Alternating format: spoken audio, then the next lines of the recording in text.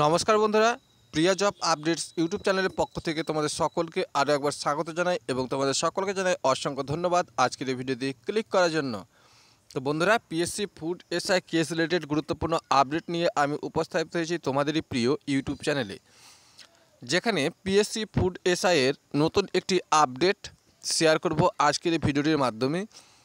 এবং তোমাদের রেজাল্ট আদৌ কি পুজোর আগে প্রকাশ করা হতে পারে, কি বলছে কমিশন, এবং সাথে ডাব্লিউপি কেপি এক্সাম কবে নাগাদ হতে চলেছে, ফুড এসআইয়ের পরবর্তী হিয়ারিং ডেট কবে রয়েছে, সবটুকু তথ্য শেয়ার করব আজকের ভিডিওতে।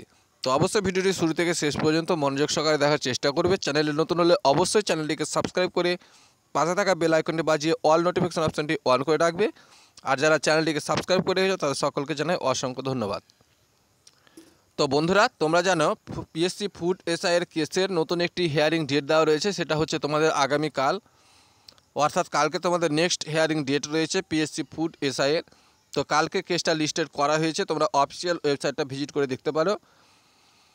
আর যেটা বলে রাখি, তোমাদের যে কালকে নেক্সট হিয়ারিং ডেট দেওয়া রয়েছে, এখানে কি তোমাদের কালকে কি কেসটা মিটে যাবে, কি বলছে জজ সাহেব? এমনই একটা দুর্দান্ত আপডেট চলে আসলো আমাদের সামনে।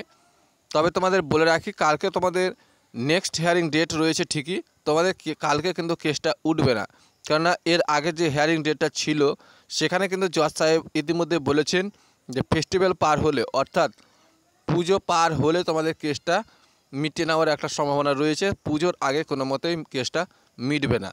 তো আমরা এইটুকু আশা রাখতেই পারি যে কালকে হিয়ারিংটা হচ্ছে, কেসটা মিটছে না।